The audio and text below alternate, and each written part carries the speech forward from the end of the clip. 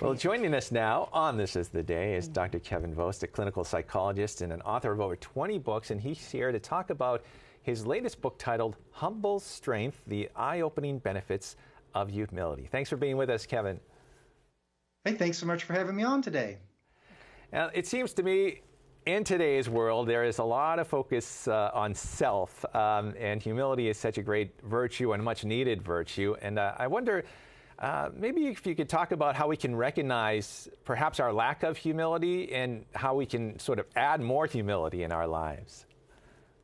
Oh, absolutely. As a psychologist, I went through decades where we had a huge push in this country on self-esteem, the importance to think highly of ourselves.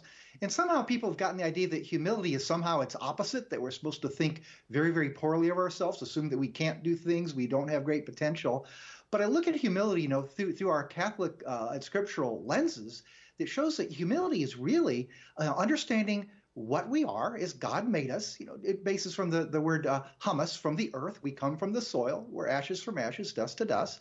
So we have this lowly beginning, but God himself has graced us to be made in his image and likeness. So when we recognize humility, it's not saying, oh, I can't do this, I can't do that. It's saying, I'm totally dependent on God for my existence, but he has given me wondrous gifts, wondrous abilities, which he calls forth from me to make the most of. So when we have true humility, it's a true and accurate assessment of our own strengths and our weaknesses that puts us in the best position to call on God's help and be all that we can be, and to be as maximally helpful to others. Oh, that's great. And even, Dr. Kevin, when we think of the parable of the talents in scriptures, we're called to use our talents and not to bury them, but to use them actually to our fullest. How do you think we can best balance, wanting to be the best we can be, but also trying to stay humble in the process? That's a good question, because like when St. Thomas Aquinas, one of my main resources, writes about humility, he contrasts it with the virtue of magnanimity or greatness of soul. And some people think that they're opposed. And Thomas explicates the parable of the talents and says that that servant that just buried the talent in the ground, he didn't do anything to make anything of it for his master. Thomas says he was not showing humility. He was showing, it's kind of hard to say a Latin word, pusillanimity, a smallness of soul. So through smallness of soul, we don't try to develop the abilities God gave us. Through true humility, we do try to maximize the gifts God made us, though we realize maybe our gifts aren't as great in certain areas as other people, like those two other servants that were given a higher measure of talents to begin with. But yes, true humility does open us up to realizing, we can't do much on our own, but as St. Paul says, we can do all through Christ who strengthens us, and humility really kind of unlocks our access to God's grace and strength. And taking a look at the world today, so much division, not only in politics and families, but in the church as well. How can humility help in sort of easing or healing divisions?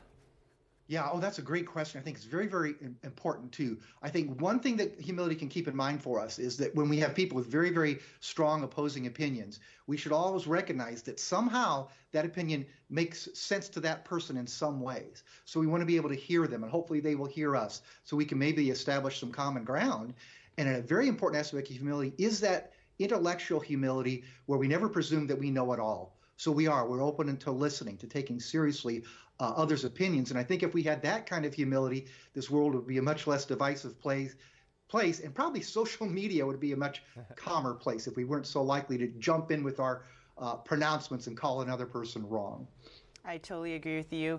And, continuing the conversation about how we can heal divisions with humility, how can being humble help us in our relationship then with Christ?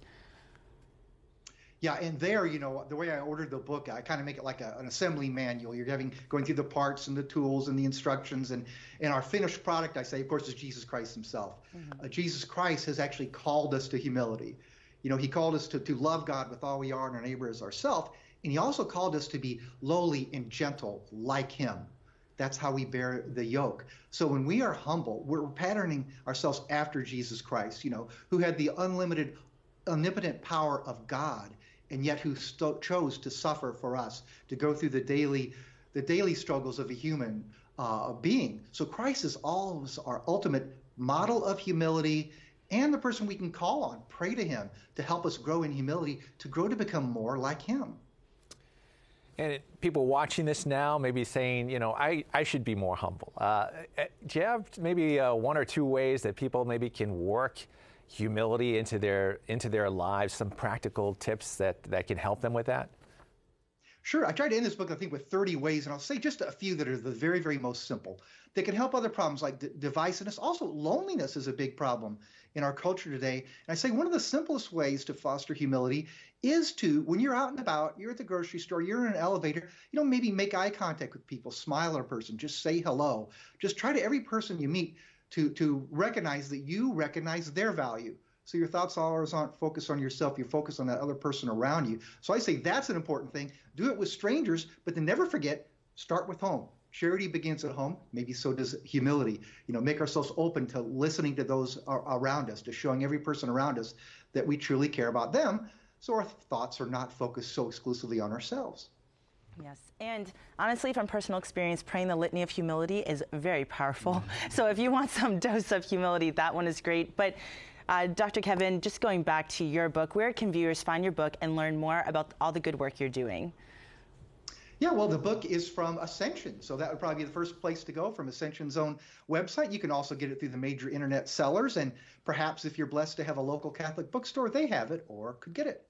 Wonderful. Well, thank you so much, Kevin, for being with us. We appreciate it, and a great topic, and we encourage people to get the book and find out a little bit more about humble strength. Thank you so much. Thank you, Kevin. Oh, thank you.